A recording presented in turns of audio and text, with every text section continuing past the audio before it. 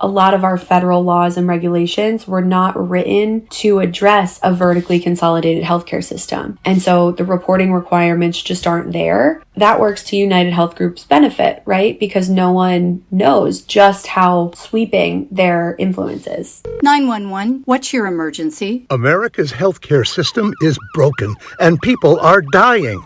Welcome to CodeWACK, where we shine a light on America's callous healthcare system, how it hurts us, and what we can do about it. I'm your host, Brenda Gazar.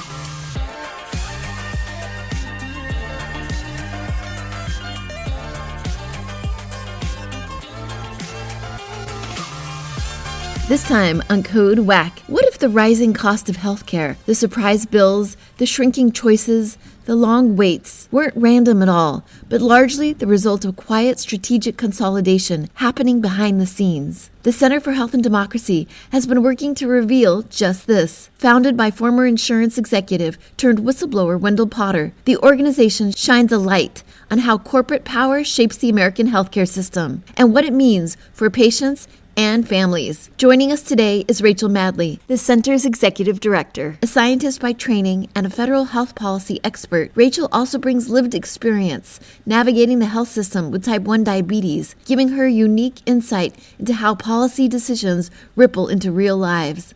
Today, Rachel's talking about the center's recent Sunlight Report, a first-of-its-kind investigation into the corporate structure and expansion of United Health Group, the largest healthcare company in the world.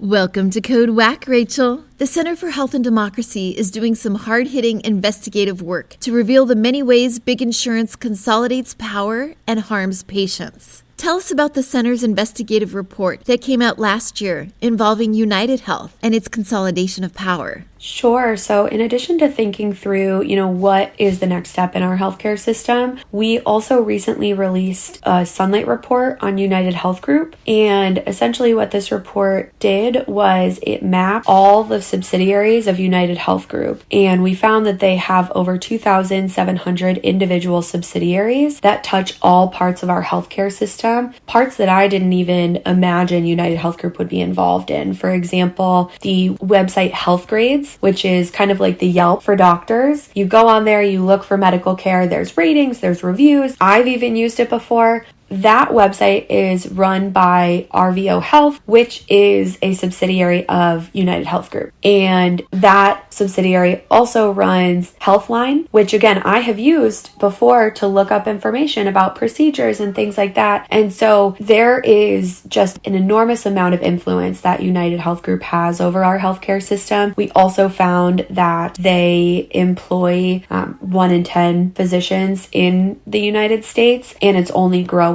from there. That's right.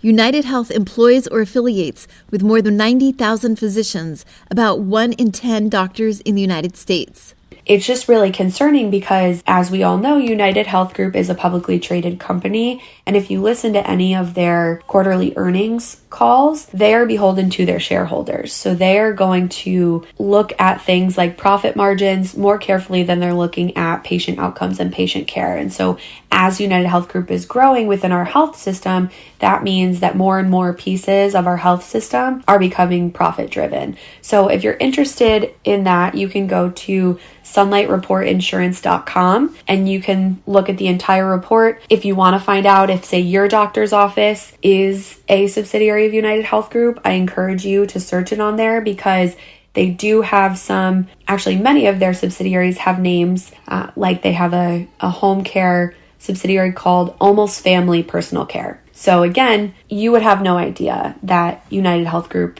is controlling your medical provider. So I encourage everyone to check that out. Wow, that's so interesting. So if they're involved with the grades for doctors, do we have any sense whether there's any meddling or doctoring going on?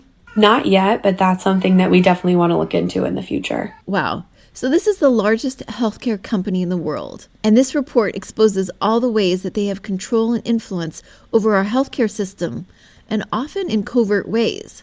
This must have taken a lot of research and a lot of effort to uncover all of this. Yes, and our research team did an incredible job, and part of why this report was never done before by other organizations is that this information is not easily available. We had to look at individual state filings year over year to compile the list. And part of that is because a lot of our federal laws and regulations were not written to address a vertically consolidated healthcare system. And so the reporting requirements just aren't there. That works to United Health Group's benefit, right? Because no one knows just how sweeping their influence is. Right. I'm curious, Rachel, did you get a lot of media coverage once the report came out?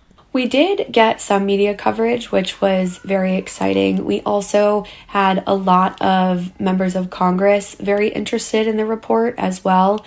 And I want to mention that Senator Merkley and Representatives Hoyle, Ryan, and Jayapal did introduce a bill to try and address conglomerates like this called the Patients Over Profits Act. And what that bill would do is it prevents health insurers from owning almost all medical providers. So kind of cutting that tie between the two. And we think it's really similar to the self-dealing that has been outlawed in other industries like investment and real estate and banking. Here in healthcare, we haven't addressed it yet. And so that's what this bill would do. And the bill was introduced in the aftermath of this report. Yeah, so it came out, I want to say about a month or two after the report came out, the bill was introduced. And we're very excited to have endorsed it and be pushing it to a lot of members because we think it would really start to get at the root cause of a lot of problems in our healthcare system. So the Patients Over Profits Act, would it allow a healthcare company to employ physicians at all? That's a good question. So the bill would not touch organizations like Kaiser Permanente, which is kind of an all-encompassed closed system, if you will.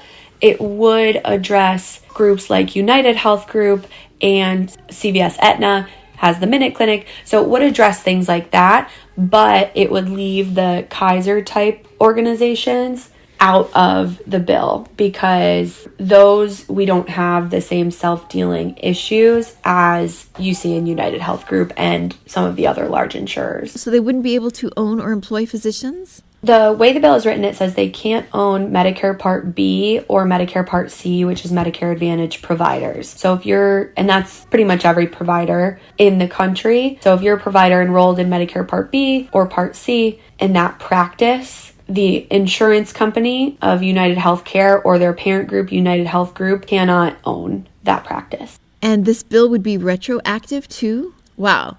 So I'm sure the health insurance lobby is going to fight this tooth and nail. Definitely, especially because we have found evidence that the vertical consolidation of having an insurer owning a medical provider allows them to disguise some profits as medical costs to meet certain federal regulations. For example, the medical loss ratio requires that 80 to 85% of our premium dollars that we are giving the health insurer to pay for our medical costs, it requires that they pay 80 to 85% of that on our medical costs. However, insurers often pay the providers that they own higher than market rate for the services that they give to folks, and there is no medical loss oversight or ratio requirements for providers. So the insurer is just moving their profits to the provider, calling it medical cost so that they can then keep that money as profit, and they're not really spending your premium dollars on medical costs as they're claiming to do to the government. So I do think that the health insurance industry will be opposed to the bill.